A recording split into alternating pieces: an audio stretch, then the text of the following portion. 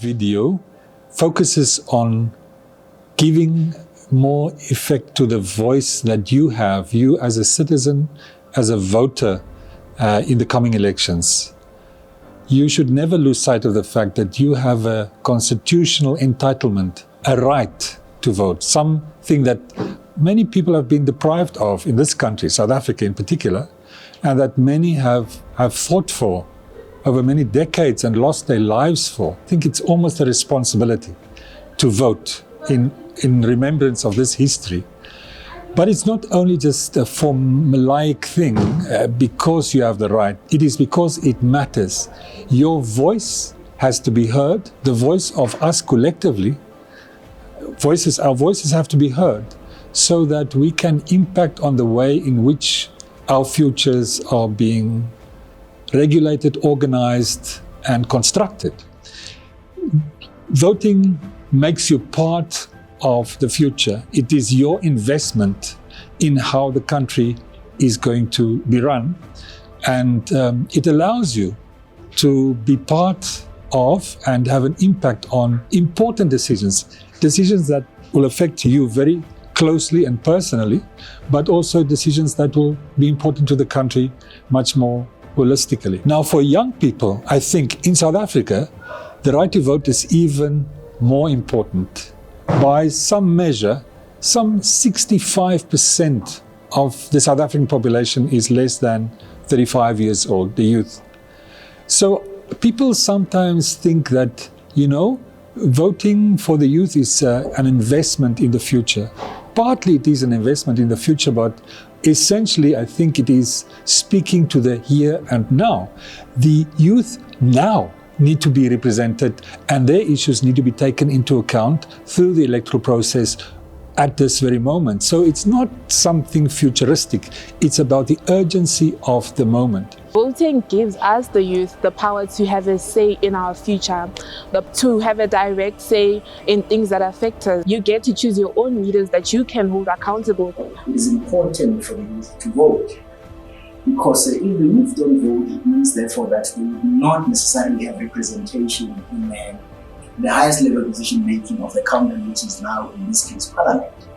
But also I think we need to move away from seeing youth as people who must just register to vote and vote when there are elections. The Constitution does allow young people to actually stand as candidates to be elected as public representatives. I think that's something that also, as a country, we need to amplify. We, for the longest of time, have been talking about young people registering to vote and voting when there are elections, and we have omitted a critical element of participation, what we call active citizenship. And that would require young people then to stand as candidates for elections, particularly now that the space of contestation has been amplified with the introduction of independent candidates. The national compensatory ballot is going to be contested only by political parties for the 200 compensatory seats in the National Assembly. You would remember that the National Assembly is made up of 400 seats. And then on this particular ballot, you will find the party name, the face of the party leader, the abbreviation of the party name, the symbol of the party, as well as a box where you make your mark. And because of the high interest shown by political parties in these elections, this ballot is going to be a double column ballot, which is also something that is new for our national and provincial elections. However, irrespective of the fact that this ballot has double column, it is one ballot, one mark. So you are not going to use two marks when you vote on this particular ballot paper.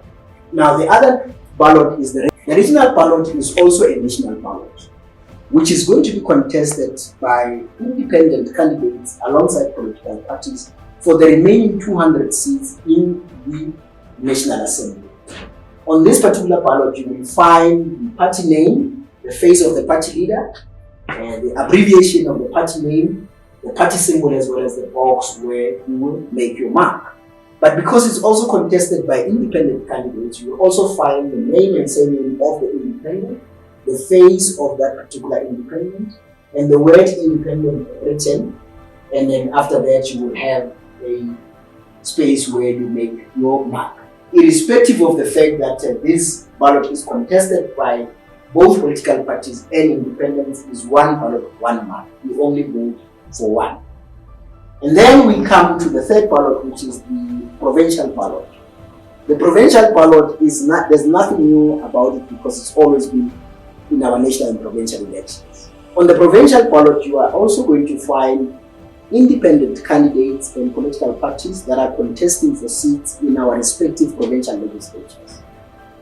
Now, this particular ballot will be unique per province because the contestants in each province would not be the same as contestants in another province. It's incredibly important for the youth to vote. I think in the last elections we saw the lack of votes in that regard, and as well, like looking back, we saw the change because the youth took action, the youth said what they wanted to say and they were heard. And going forward, that needs to happen not just once but continuously. Lava mi vota hi ti 29 ta May hikuva loko ka hi nga voti a ku nge cinci nchumu la tikweni ra hina. Recently turned 18, so this is basically my first time ever voting. I'm pretty excited for that because I'll get an opportunity to be part of the system, be part of holding my leaders accountable. So I urge you guys to vote and be part of changing the future of South Africa because we as the youth, we are the future of South Africa. So please go and vote on the 29th. See you there.